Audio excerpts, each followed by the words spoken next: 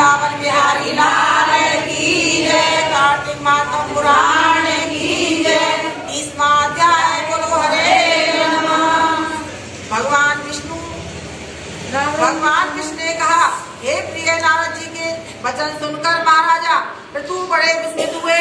अंत में उन्होंने नारद जी का पूजन करके उनको विदा किया। इसलिए माघ, कार्तिक और एकादशी यह 3 व्रत मुझे अत्यधिक प्रिय हैं। वनस्पतियों में तुलसी, महीनों में कार्तिक, तिथियों में एकादशी और क्षेत्रों में श्री कार्तिक मुझे बहुत प्रिय है।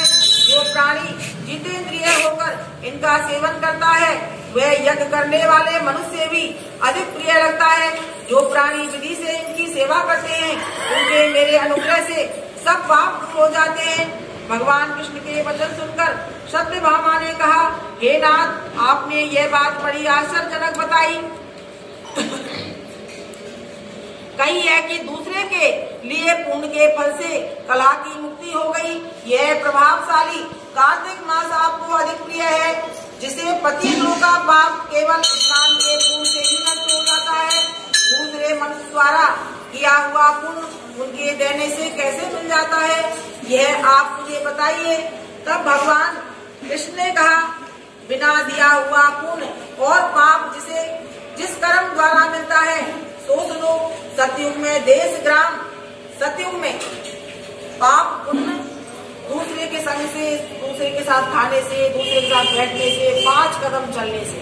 पहले जमाने में सतयुग में अगर हम किसी पापी के साथ चलेंगे तो हमें भी पाप लगेगा, किसी अच्छी के संग चलेंगे तो हमको उसके पुण्य मिल जाएंगे। लेकिन सतयुग में था ये ऐसा। अब बता रहे हैं कि कैसे लगता है। सतयुग में देश में, ग्राम में तथा कुल में जो भी कोई दिया हुआ पुण्य या पाप मिलता है वो सबको लग जाता है। किंतु कलयुग में केवल कर्ता को ही पाप और पुण्य का फल भोगना पड़ता है। सत्संग न करने पर ही वह व्यवस्था की गई है। और सत्संग से जैसे पाप व पुण्य दूसरे को मिलते हैं उसकी व्यवस्था भी सुनो। पढ़ना, यज्ञ करना और एक साथ भोजन करने से पाप पुण्य का आधा फल मिल जाता है। एक आसन पर बैठने का सवारी पर चढ़ने से, श्वास के आने जाने से पुण्य और पाप का चौथा भाग प्राणी को लग जाता है। स्पर्श करने, भोजन करने से और दूसरे की स्तुति करने से पुण्य और पाप का 6वां भाग मिलता है। दर्शन करने, सुनने तथा ध्यान करने से मनुष्य को पुण्य और पाप का 10वां अंश मिलता है। दूसरे की निंदा, चुगली और धिक्कार करने से उसका 7वां भाग मिल जाता है। पहले तो देश में भी कोई गलत काम है तो पूरे देश को भोगना पड़ता था। अगर अपने नगर में कोई गलत काम करे पूरे नगर को मिलता था। लेकिन अब इसका अंश प्राप्त होता है। हम पापी के संग रहेंगे तो हमें अंश मिलेगा पाप का, उसका पुण्य आत्मा के संग रहेंगे तो पुण्य मिलेगा।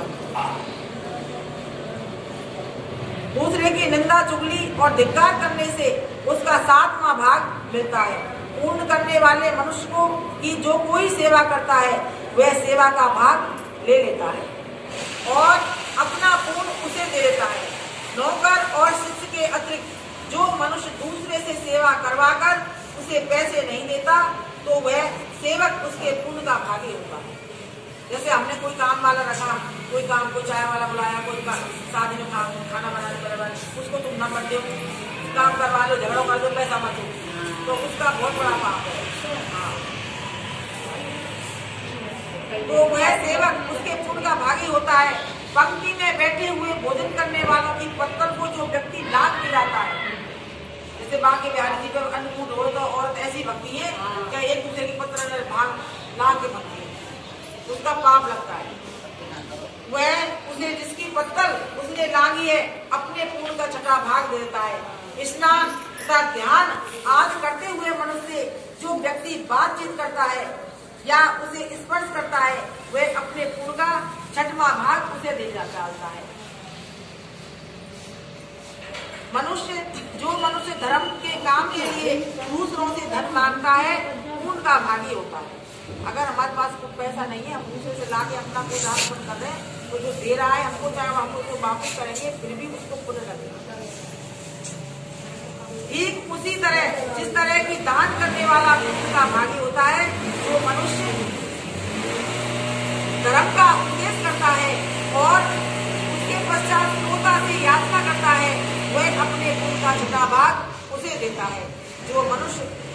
का धन चुराकर उससे धर्म करते हैं वे चोरी का फल भोगते हैं और शीघ्र ही निर्धन हो जाता है। जिसका धन चुराता है वह पुण्य का भागी हो जाता है। बिना ऋण के उतारे जो मनुष्य मर जाते हैं उनको ऋण देने वाले सज्जन पुण्य के भागी होते हैं। किसी से पैसा लिया वो मर गया, देने वाला बहुत पुण्य का भागी हो गया। शिक्षा देने वाला, सलाह देने वाला, सामग्री को जुटाने वाला तथा प्रेरणा देने वाला ये पाप और पुण्य के छठे भाग को प्राप्त करते हैं। राजा के पाप पुण्य के षष्ठांश का भागी होता है। गुरु शिष्यों का, पति पत्नी का, पिता पुत्र का, स्त्री पति के लिए, पत्नी का पिता पुत्र का, स्त्री पति के लिए छठा भाग पाती है। पत्नी कर रही है सारी दान पुण्य, वो सब पतियों को भी जा रहा है। हाँ, पति को खुश करने वाली आज्ञाकारी स्त्री पति के लिए पुण्य का आधा भाग ले लेती है। पति का जो पति करता है उसका आधा भाग स्त्री ले लेती है। जो पुण्यात्मा पराये लोगों को दान करता है वह उनके पुण्य का छठा भाग प्राप्त करता है। हम किसी को दान करेंगे और वो बड़ा पुण्य आत्मा है, धर्मात्मा है, तो उसका छठा भाग हमको भी मिलेगा। जीव का जो कि पवित्र भी है और बुद्धि का देने वाला भी कहता है ध्यान से सुनो। बोलो वृंदावन बिहारी लाल की जय। कार्तिक मातम पुराण की